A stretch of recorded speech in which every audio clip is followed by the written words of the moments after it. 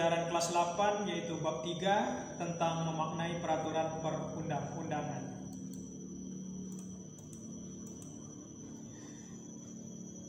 Yang pertama kita akan membahas makna tata urutan peraturan perundang-undangan di Indonesia. Pengertian peraturan perundang-undangan nasional.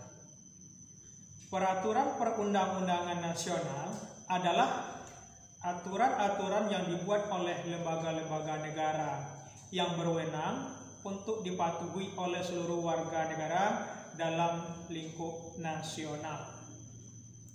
Baik, tata urutan peraturan perundang-undangan di Indonesia bisa kita lihat melalui Tab MPRS nomor 20 MPRS 1966, di mana tata urutan peraturan perundang-undangan Indonesia adalah yang pertama Undang-Undang Dasar 1945, yang kedua ketetapan MPR, yang ketiga undang-undang atau Perpu, yang keempat adalah peraturan pemerintah, yang kelima keputusan presiden, dan yang keenam peraturan pelaksana lainnya seperti peraturan menteri dan instruksi menteri.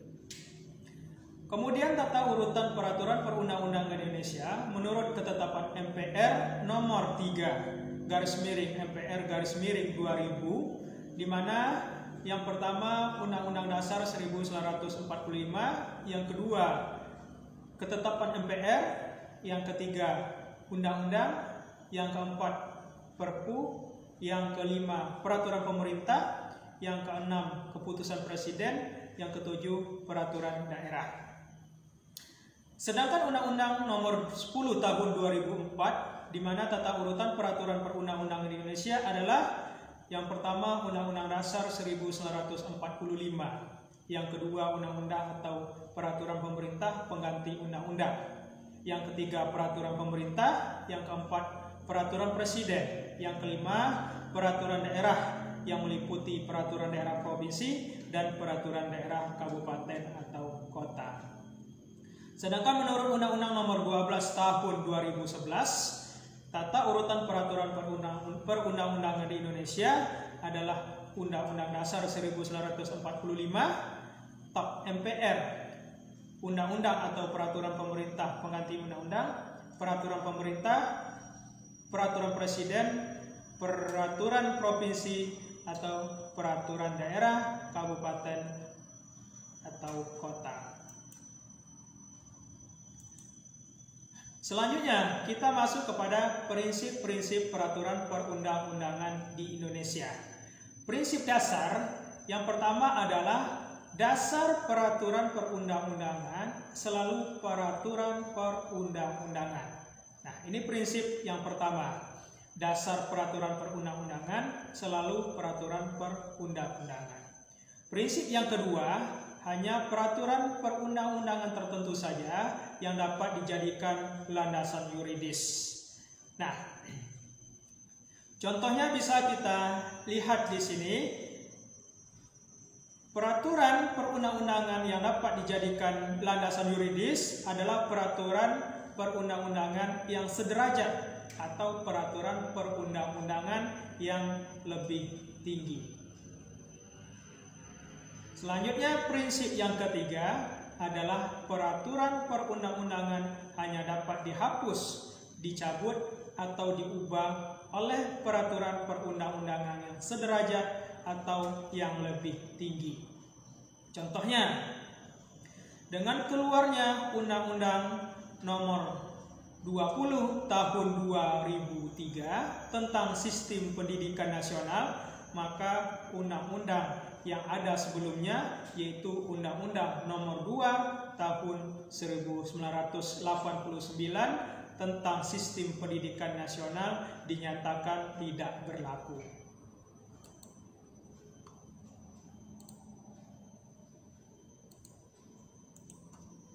Selanjutnya, untuk prinsip yang keempat, peraturan perundang-undangan baru mengesampingkan peraturan perundang-undangan yang lama.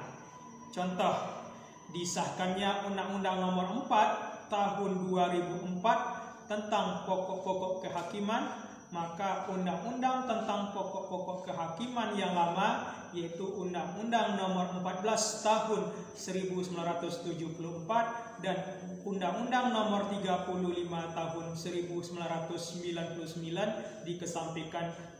Yang kelima, yaitu peraturan perundang-undangan yang lebih tinggi mengesampingkan peraturan perundang-undangan yang lebih rendah. Contohnya ialah suatu keputusan menteri tidak dibenarkan jika bertentangan dengan peraturan pemerintah. Peraturan pemerintah tidak boleh bertentangan dengan undang-undang, dan undang-undang tidak berlaku jika bertentangan dengan Undang-Undang Dasar 1945. Nah, selanjutnya adalah prinsip yang keenam, peraturan perundang-undangan yang bersifat khusus mengesampingkan peraturan perundang-undangan yang bersifat umum.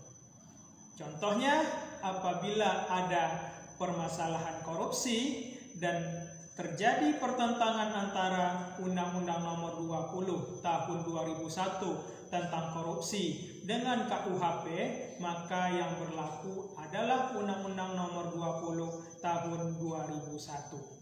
Karena KUHP bukan hanya membahas tentang korupsi, tetapi banyak hal yang dibahas dalam KUHP. Maka jika terjadi pelanggaran terhadap korupsi, maka yang menjadi acuan adalah undang-undang yang bersifat khusus, yaitu undang-undang yang berhubungan dengan korupsi.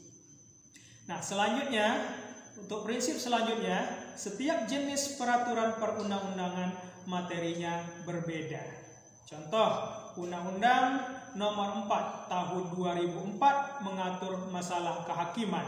Undang-Undang Nomor 5 Tahun 2004 mengatur Mahkamah Agung.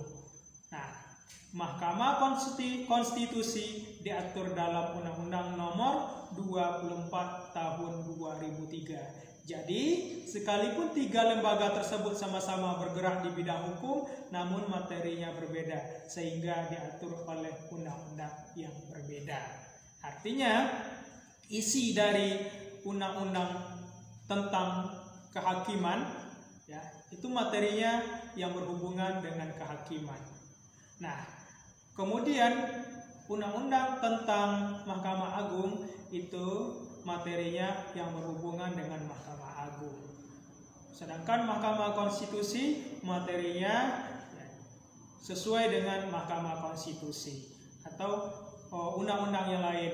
Materi dari Undang-Undang Sistem Pendidikan Nasional itu materinya berhubungan dengan pendidikan. Materi dari Undang-Undang HAM adalah berhubungan dengan hak asasi manusia. Makanya setiap jenis peraturan perundang-undangan materinya berbeda. Demikian video pembelajaran kita pada kali ini. Mudah-mudahan bermanfaat. Assalamualaikum warahmatullahi wabarakatuh.